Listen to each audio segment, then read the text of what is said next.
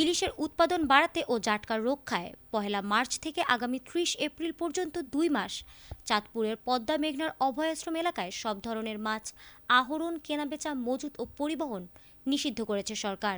জেলার মতলব উত্তর, মতলব দক্ষিণ, সদর ও হাইমচর উপজেলার মেঘনা নদীর ৭০ কিলোমিটার এলাকা এই নিষেধাজ্ঞার আওতায় থাকবে। এবছর নিষেধাজ্ঞার সময় খাদ্য সহায়তার চাল পাবেন নিবন্ধিত ৩৯,৪০০ জেলে। ৪ উপজেলার নিবন্ধিত জেলেদের ৪ কিস্তিতে ৪০ কেজি পরিমাণে ১৬০ কেজি করে চাল দেবে সরকার। এতে নিবন্ধিত জেলেরা ৬,৩০৪ মেট্রিক টন চাল পাবেন। ইলিশের উৎপাদন বৃদ্ধির লক্ষ্যে ও নদীতে জাটকার নিরাপদ বিচরণ নিশ্চিতে ২০০৬ সাল থেকে মার্চ এপ্রিল এই ২ মাস নদীতে সব প্রকার মাছ শিকার নিষিদ্ধ করে সরকার। অভয়াশ্রম বাস্তবায়নে এরই মধ্যে সব প্রস্তুতি নিয়েছে জেলার টাস্কফোর্স। ২ মাস নিয়মিত জেলা প্রশাসন, মৎস্য বিভাগ, নৌ পুলিশ, কোস্টগার্ড ও নৌবাহিনী অভিযান পরিচালনা করবে। তবে নিষেধাজ্ঞা অমান্য করে নদীতে মাছ শিকার করতে গিয়ে ধরা পড়লে কমপক্ষে ৫ বছরের জেল ও ৫ লক্ষ টাকা জরিমানার বিধান আছে। আমরা ২ মাস অভিযান মানছি। আমরা নৌকা জাল উপর উঠিয়ে লাইছি। আশা করি যে সরকার যে চাউল দেয় ৪০ কেজি, এর ভিতরে দুর্নীতি আর চালাঙ্গ হয় না। আমার পরিবার পরিজন চলতেই না। যদি সরকার কোনো পদক্ষেপ নেয়, কিস্তি মুস্তি আছে, আমাদের চলার মতন যদি সরকার কোনো সাহায্য করে, আমরা তো ভালো হবে। কিস্তি মুস্তি আছে, পরিবার পরিজন হলে আমরা চলতে পারবো ভালোভাবে। জাটকার অভিযান ২ মাস দিছে, আমরা ২ মাস অভিযান মানবো। সরকারের অমান্য করতে আমরা রাজি না। যেহেতু সরকার ২ মাস অভিযান দিছে, আমগো বউ আছে, বাচ্চা আছে, মা আছে, ছেলে সন্তান আছে, পড়ালেখি খরচ আছে। ৩০ কেজি চাল দিলে স্যার আমগো কোনো উপর দিয়ে হইতেছে না। তো ৩০ কেজি চাল না দিয়ে যদি আমগো সরকার যদি এটা সহযোগিতা করতো, এর মধ্যে একটা সপ্তাহে একটা কিস্তি আছে, কেউ মাসিক কিস্তি আছে, কেউ ঋণ চিহ্নে অনেক জানা হয় না আছে জড়িত। যদি সরকারের কিস্তিটা যদি ২ মাস পর্যন্ত জেলেদের জন্য একটু ইয়া করে দিত, সুরক্ষিত করে দিত, জেলের একটু আতঙ্ক পাইতো। ২ মাস জেলে আর গাঙ্গো নামবো না। আচ্ছা ২ দিন বাকি আমরা জাল নৌকা দশা উড়িয়ে নামো। সরকার কাছে একটা আবেদন, আর কিছু আমাকে আবেদন না। ২ মাস অভিযান দেয়, আমার কিস্তি আছে, খাওয়ানা আছে, ফরালি আছে, কষ্ট খাই আমরা গরিব মানুষ। আমাকে একটা দাবি সরকারের উপরে ২ মাস অভিযান দিতে দেখ।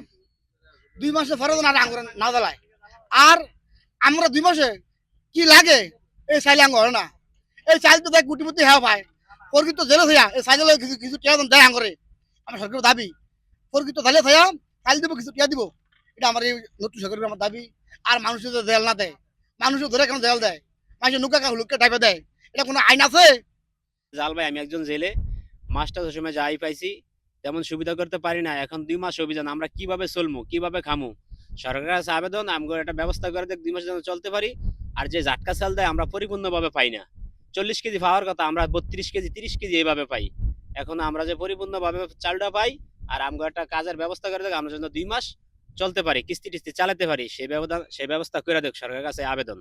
মার্চ এবং এপ্রিল এই ২ মাস ৭০ কিলোমিটার মেঘনা নদীতে সকল ধরনের মাছ ধরা নিষিদ্ধ থাকবে এবং এই আইন অমান্যকারীকে ৫ বছরের জেল ও ৫ লক্ষ টাকা জরিমানার বিধান থাকবে।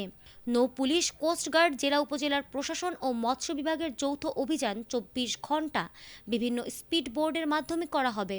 এ সময় জেলেরা যাতে কষ্ট না পায় সেজন্য মোট ৪ মাস ৪০ কেজি হারে ১৬০ কেজি চাল বরাদ্দ পাবে। চাঁদপুরে মোট ৩৯,৪০০ জন জেলে এই সুবিধা পাবে। মার্চ এপ্রিল ২ মাস চাঁদপুরের ষাটনল থেকে চর ভৈরবী মোট ৭০ কিলোমিটার মেঘনা নদীতে সকল ধরনের মাছ ধরা নিষিদ্ধ থাকবে এবং এই আইন অমান্যকারীকে অনধিক ৫ বছরের জেল এবং ৫ লক্ষ টাকা পর্যন্ত জরিমানার বিধান থাকবে। এবং এছাড়া নৌ পুলিশ, কোস্টগার্ড, মৎস্য বিভাগ, উপজেলা জেলা প্রশাসন সহায়তায় ২৪ ঘন্টায় আমাদের পাহারায়, এই নদী পাহারায় থাকবে এবং এই সময় জেলেরা যাতে কষ্ট না পায় ৪০ কেজি হারে মোট ৪ মাস ১৬০ কেজি করে চাল তাদের দেওয়া হবে। এই চাঁদপুরে ৩৯,৪০০ জন জেলে এই সুবিধা পাবে। ১লা মার্চ ২০২৬ থেকে ৩০শে এপ্রিল ২০২৬ পর্যন্ত ২ মাস জাটকা নিধন বন্ধে আমরা সচেষ্ট আছি। ইতিমধ্যে জেলেদেরকে এ বিষয়ে সচেতন করা হয়েছে। নৌ পুলিশের পাশাপাশি কোস্টগার্ড, জেলা মৎস্য অফিস সহ অন্যান্য যে সকল স্টেক হোল্ডার আছে সকলে এই বিষয়ে প্রয়োজনীয় উদ্যোগ নিয়েছে। তো ইতিমধ্যেই আমরা আমাদের কার্যক্রম শুরু করে দিয়েছি। তো যদি এই সময় কোনো জেলে নৌকা বা কোনো মাছ ধরার নৌকা অবৈধভাবে জাটকা নিধন করে, তাহলে আমরা যথাযথভাবে তাদের বিরুদ্ধে আইনানুগ ব্যবস্থা গ্রহণ করব। এবং প্রায় একটা কথা শোনা যায় যে আইন শৃঙ্খলা রক্ষাকারী বাহিনী বা অন্য কোনো স্টেক হোল্ডার নাকি জেলেদের সাথে জড়িত হয়ে থাকে।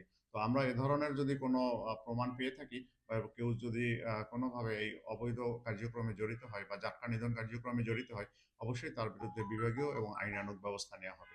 ধন্যবাদ।